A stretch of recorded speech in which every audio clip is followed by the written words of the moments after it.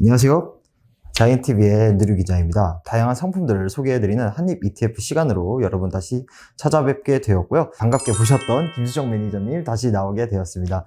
네, 오늘 주제는 이제 환율과 관련된 ETF 상품에 대해서 여러분께 말씀을 드릴 건데요. 지금 이 원달러 환율이 1430원까지 올라와 있습니다. 그런데 환율에 더 오를 거라고 생각하고 투자하는 그런 상품 개념인 건가요? 이제 환율의 영역이 사실 정말 방향성을 맞추기가 정말 어렵습니다. 왜냐면은 그 나라의 경제, 우리나라의 경제, 전 세계적인 경제 플러스 무역 수지가 어떤지 거기에다가 뭐 이제 연준이라던가 아니면은 각각의 나라마다 금융 이제 위원회라던가 우리나라 지금 한국은행 이제 기준 은행들이 있잖아요. 그 은행들이 어떤 선택을 하는지에 따라서 환율이 정말 변동성이 높기 때문에 방향성을 맞추기는 사실 굉장히 어렵지만 지금 상황은 말씀 주신 것처럼 1430원대에 놓여져 있는데 이제 더 올라갈 거다 아니면은 이게 고점이니까 떨어질 것이다 이렇게 얘기하시는 분들이 좀 이제 막 거의 반반 정도 나뉜다라고 봐주시면 되는데 그런 상황에서 올라갈 때 우리가 올라갈 거라고 생각을 하신다면 투자할 수 있는 ETF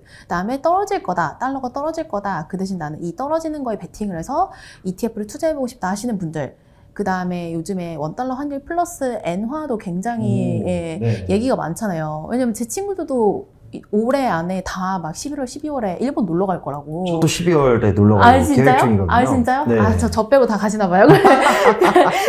그런가 봐요. 네. 그래서 이제 그 엔화가 다시 반등할 것이다. 뭐 이렇게 생각하시는 분들이 있습니다. 워낙에 저점이기 때문에 엔화 자체 가치가.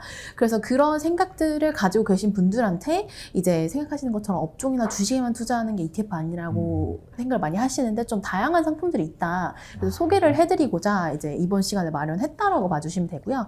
우선 시작은 원달러 환율이 더 상승할 것이다 라는 이제 논리와 근거를 설명을 드리고 이렇게 생각하신다면 투자할 수 있는 ETF 두 가지 그 다음에 아니다 내가 봤을 때는 달러는 떨어질 것 같다 근데 그렇게 생각하시는 분들이 또 많고 전문가분들도 그렇게 말씀하시는 분들이 많아서 그거에 대한 논리는 뭔지 또 알아보고 상품을 알아보고 엔화에 대한 것도 알아보고 이제 선택은 다 투자자분들이 해주시면 될 것 같아요. 그리고 환율 자체가 변동성이 굉장히 오르락내리락이 심할 것 같아요. 제 생각으로는 내년까지.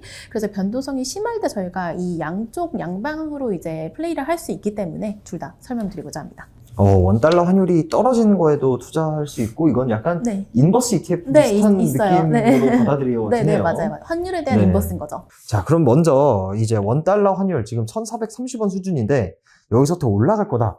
뭐 더 올라가는 막 1,500원 수준이겠죠. 네, 그 정도까지 환율이 충분히 오를 수 있다라고 생각했을 때 내가 이렇게 그런 믿음을 갖고 있는다면 어떤 ETF 상품에 투자하는 게 좀 올바른 선택이 될까요? 우선 그렇게 생각을 하게 이렇게 그냥 이제 느낌적으로 올라올 것 같다 생각하시는 분들이 계실 수도 있는데 뭔가 조금 더 그거에 대한 이제 과거의 사례들이나 이런 것들을 말씀을 드리자면 2008년도 이후에 원달러 레벨이 1,400원을 뚫은 적이 있습니다. 심지어 2008년도 이후에 그때는 1,570원까지 올라갔었고 2009년도쯤에 그렇게 올라갔었고요. 1,570원? 네. 야, 정말 비싸네요. 네. 근데 더 과거로 돌아가 보면 이게 경제가 안 좋다 경제 위기다 이런 얘기가 나올 때가 한 번 더 있었죠. IMF. 그때는 1,962원까지 올라갔었어요. 그때 미국 유학 가신 분들이 진짜 부자였다고 그러던데. 아, 그러네요. 네. 아무튼 그런 그때, 전례가 있군요. 네, 전례가 있으니까 이게 뭐 막 1,500원은 불가능하다 이렇게 보는 건 좀 아닌 것 같다라는 입장을 가지고 계신 분들이 있습니다. 그러니까 경기 상황에 따라서 지금 미국의 상황이 경기 침체인 것 같은데 침체 아닌 것 같으면서 침체 같은 너거든요. 제가 봤을 때는. 근데 이제 그런 상황에서 더 올라갈 수 있다라고 얘기하시는 분들은 미국 경제 대비해서 우리나라 경제가 다 안 좋을 것이다. 거기다 플러스 그 전 세계적으로 경제가 안 좋으면 안전자산이 달러에 돈이 몰리니까 달러 인덱스가 올라가서 원화 대비 달러의 가치가 훨씬 더 올라갈 것이다. 그러면 원달러 환율은 올라갈 것이다 라는 결론이 내리잖아요. 그래서 그거에 대한 좀 이제 저희가 확인해 볼 수 있는 데이터를 좀 말씀을 드리면 우선 제가 원달러 환율이 IMF랑 이제 글로벌 금융위기 때 1,400원 돌파한 적이 있다라고 말씀을 드렸고요. 지금 상황이 저희가 이제 경제를 많이 얘기를 할 때 가장 편하게 쉽게 와닿는 지표는 OECD에서 발표하는 이제 컴포짓 인덱스라 그래가지고 이코노믹 컴포짓 인덱스인데 이제 경기를 어떻게 될 거라는 전망을 하는 지수라고 봐주시면 되는데 그거의 기준선이 100이에요. 근데 100을 넘지 않는 국가가 그러니까 100을 넘는 국가가 줄어들면 줄어들수록 경제가 안 좋을 것이다라고 생각할 수 있겠죠. 글로벌 경제. 네, 글로벌 경제가 전체적으로. 그래서 제가 그걸 다 세보고 이제 그래프를 그려왔는데 실질적으로 2008년도, 뭐 2020년도 제가 코로나19 때문에 많이 흔들렸을 네. 때에도 경제 그 기준선을 상회하는 국가의 수가 막 급격하게 줄어들었습니다. 근데 오. 지금도 네. 약간 비슷해요. 많이 줄어들고 그래요? 있는 상황입니다. 거의 한 자리 숫자 까지 줄어든다. 전 세계에서 이제 경제가 예상이 되게 괜찮을 거다라고 생각하는 국가가 별로 없어진다는 10개도 거죠. 안 네, 10개도 안 되고 아, 있는 거죠. 그래서 이제 그러면은 이제 글로벌 수요가 떨어지는 거고, 글로벌 경제가 좀 어려워지는 거고, 그러면은 안전자산이 달러의 가치가 높아지는 거니까 네. 그 원달러 환율도 동달러 높아지지 않겠느냐라는 게 이제 하나의 근거라고 봐주시면 될 것 같고요. 두 번째 근거 같은 경우에는 이제 한국은행도 약간 인정을 한 부분인데, 이제 우리나라 무역수지 적자 지속 등에 기인한다라고 하면서 원달러 환율이 너무 높은 거를 설명을 했거든요. 원래 한국은행은 잘 인정을 안 해요. 네, 우리나라 무역 적자가 좀 심해서 원달러 환율이 높다 이런 얘기를 잘 안 합니다. 엔간에선 잘 하지 않아요. 네, 왜 이렇게 얘기를 했냐면 그 올해 8월 달에 역대 최대로 해가지고 적자폭이 났어요. 무역 수지가. 그러니까 한국은행도 이게 무역 수지가 이렇게 나오는데 원달러 환율이 떨어지는 건 좀 어렵지 않나요? 라고 이제 대질문했던 이제 문구를 제가 인용을 했던 건데, 근데 지금 이제 9월달 수치가 나왔죠. 지금 10월이니까 11월을 다 향해 가고 있는데 그 수치도 그렇게 좋지는 않았어요. 근데 8월보단 당연히 괜찮았어요. 근데 여기서 네. 포인트가 뭐냐면 15년 만에 6개월 내내 적자인 거예요. 무역 수지가. 근데 이런 네. 적이 잘 없거든요. 15년 만에 처음이니까. 그러니까 이런 상황들을 봤을 때 원달러 환율이 우리나라 경제가 미국보다 더 안 좋아지는 거면은 결국에 원화가 가치가 떨어지고 달러가 높아지는 거다 이렇게 생각하실 수도 있고, 그 다음에 미국은 지금 강달러가 그렇게 불편하지 않아요. 왜냐면은 이제 미국 그 요새 기업들 실적 발표를 많이 하잖아요. 네. 근데 보면 강달러 때문에 뭐 매출이 환차손이 크다 이렇게 네. 설명을 하는데, 미국 정부 입장에서는 지금 관심사는 물가거든요. 기업들이 돈을 못 벌고 그거는 사실 뭐 내 알 바는 아니다 네. 정도는 아니겠지만, 연준은 물가랑 고용밖에 관심이 없어요. 기업들이 돈 벌고는 사실 본인들의 네. 숙제가 아니니까. 네. 근데 지금 강달러가 이어지면 수입 물가가 떨어지잖아요. 아. 그러니까 미국 입장에서는 우리가 굳이 강달러를 막 이렇게 조정을 해야 되나? 약간 이런 상황에서 그냥 이렇게 지켜보고 있는 거죠. 약간 적극적으로 이 강달러를 잡기 위해 나설 여지가 좀 적다. 좀 적다. 그렇게 볼 수 있다라는 네. 거죠. 그러니까 이런 것들을 봤을 때 원달러 환율은 조금 더 올라갈 수 있다. 네, 그렇게 생각을 하시는 전문가분들이 꽤 많으시고, 그렇다면 저희가 투자할 수 있는 상품은 타이거 미국 달러 선물 레버리지 ETF. 이거는 레버리지죠. 2배짜리라고 봐주시면 네. 되고요. 진짜 달러 선물에 이제 2배를 딱 투자하는 상품이라고 봐주시면 돼요. 진짜 통화에 투자하는 상품이라고 네. 봐주시면 되고, 근데 나는 달러가 올라갈 것 같긴 한데 그냥 통화에 투자하자니 변동성도 너무 크고 약간 불안하다 이렇게 네. 생각하시는 분들이 계실 수가 있어요. 그래서 저희가 또 다른 상품을 설명을 드리자면 타이거 미국 달러 단기 채권 액티브 ETF가 있습니다. 요거는 이제 채권인데 네. 달러로 표시되어 있는 채권을 저희가 운용하는 거예요. 달러가 채권. 네, 달러로 표시되는 채권. 뭐 예를 들어서 애플 회사채를 가지고 있고요. 오. 네. 네. 그러면은 이제 달러의 가치가 높아지면 이 ETF도 수혜를 받습니다. 자산 자체가 달러로 되어 있으니까 이해는 되시죠? 약간 서학개미들이 나는 미국 주식을 샀는데 네, 내 약간 달러 그런 기준 거죠. 주가는 떨어졌는데 환차익으로 이렇게 돈 벌고 네, 이런 맞아요. 느낌이 될 수 네. 있는 거네요. 그런 느낌의 상품인데 채권. 네, 이라고 채권으로. 봐주시면 돼요. 네, 그래서 미국 국채, 뭐 달러 표시되어 있는 네. 은행채, 그다음에 애플 회사채 이렇게 담고 있고, 제가 또 말씀을 드리는 이유는 단기채입니다. 그러니까 6개월 듀레이션으로 저희가 운용을 네. 하는데, 지금 금리가 계속 높아지면 변동성이 상대적으로 작은 이제 단기물에 관심을 네. 많이 가지시잖아요. 그래서 저희가 이 두 가지를 고려를 했을 때 달러 표시라는 거, 원화 원달러가 오를 거라 생각하신다면 그 다음에 단기 채권이라는 점에서 이 상품이 조금 덜 부담스럽게 투자하실 수 있지 않을까라고 생각을 하고 있습니다. 약간 해칭을 할 수 있는 그런 네, 상품으로 그런 이해가 상품이라고. 되네요. 네. 네. 자, 그러면 달러 방향과 반대로 움직이는 네. 상품들을 좀 알아볼까요? 부담스러운 레벨이긴 해요. 그렇죠. 네.